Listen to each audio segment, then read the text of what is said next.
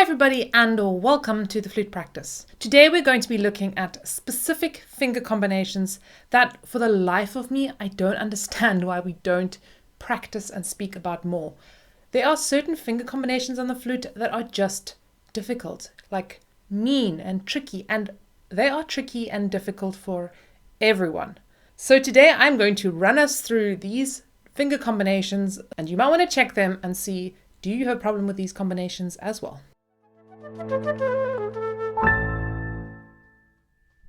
So the first famous combination that I can bet you either struggle with or have struggled with at some point is C to D. The C to D business. And the reason for that is very simply that it's exactly opposite. All the opposite fingers are moving. So you have C where you have the baby finger down and every other finger up. And then you have D where you lift up the one finger you do have down, put down all the other fingers and lift the baby finger. It's nasty. It's like exact switchovers.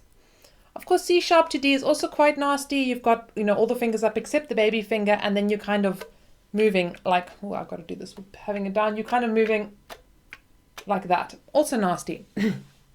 So you want to practice this finger combination. For all of these finger combinations, I really recommend practice it without playing.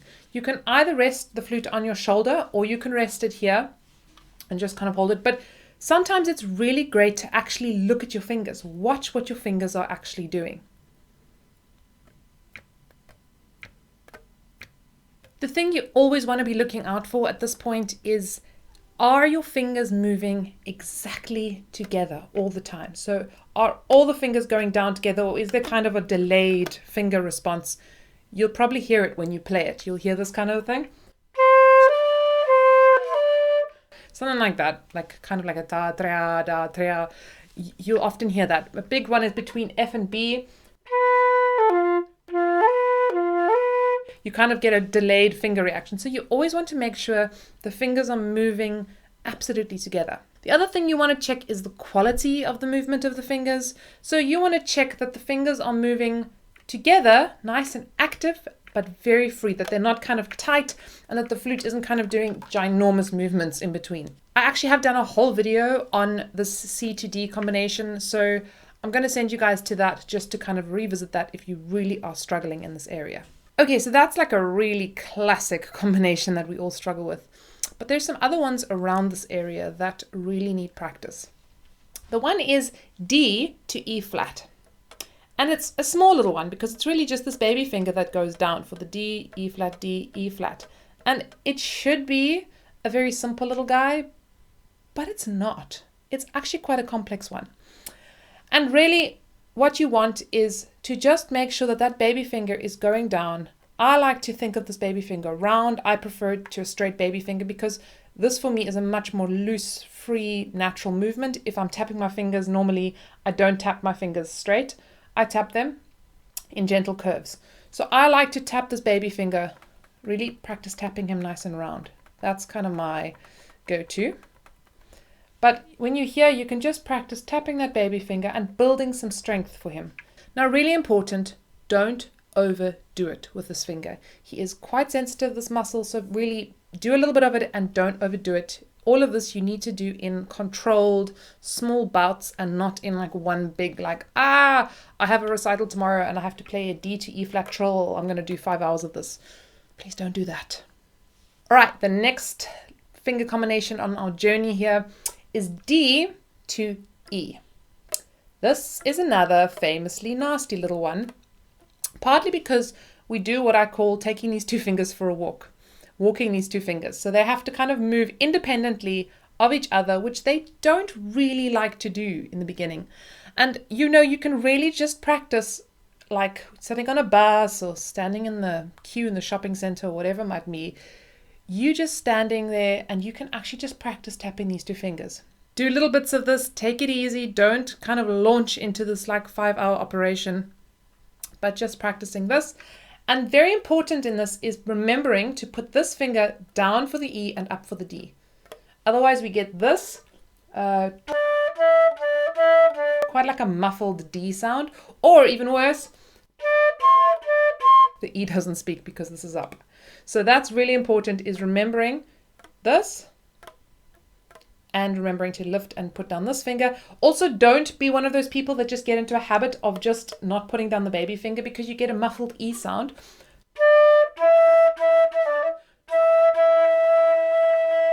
I'm not sure if that's coming through on the microphone, but it's not very nice. Once D to E are coming along nicely, we can move on to some other nice ones. E flat to F is also a bit of a nasty one, because you're kind of moving these two fingers in the middle. They don't particularly love to move on their own. So you have E flat and then you go to F.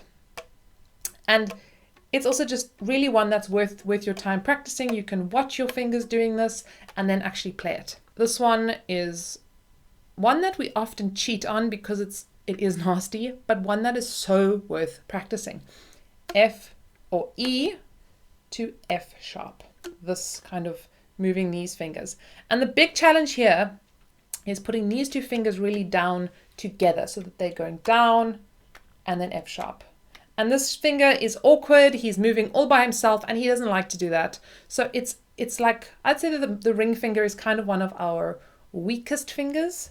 The baby finger surprisingly has, he's got some chops. For me, that ring finger, he's kind of in the middle of it. It's like middle child syndrome of your fingers, if that was such a thing. But like he's got a few complexes about living his life and doing things independently. So E to F sharp. I remember there was a time where I really struggled with this finger combination, and I would actually practice this like in my head, even mentally. I would just literally be just going through that combination, or I'd sit there just practicing this movement of these two, that one, these two, that one, and even better on a kind of a surface, practicing. Oh, I'm getting it all tied up, but practicing this kind of like on a surface or on my lap or whatever it might be, just because it's kind of like one your brain's got to kind of get its head around. And doing all of this even before we start putting it to the flute, where we then...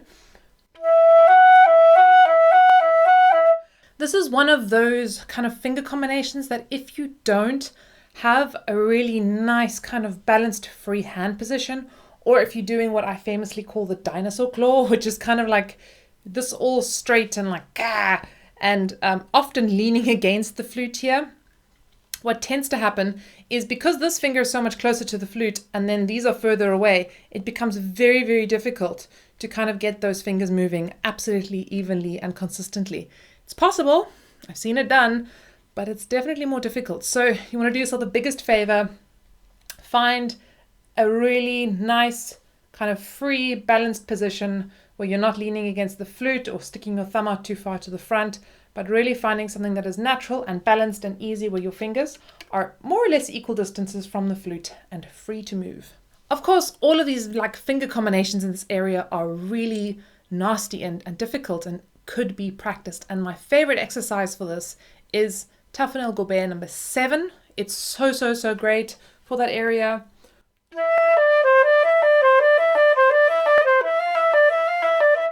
And so on and so forth. It is so useful. So if you're struggling in that area and you're finding there's like very either like messy fingers or you just like not able to keep regular, I'd practice these combinations on their own, practice them while playing, and then play Tafel Gobert number 7. Okay guys, I am going to be doing a second part of this video where we are going to be tackling the high register. I'm just separating these so that you guys got a bit of time to focus and think about and kind of dig in there. So stay tuned for that.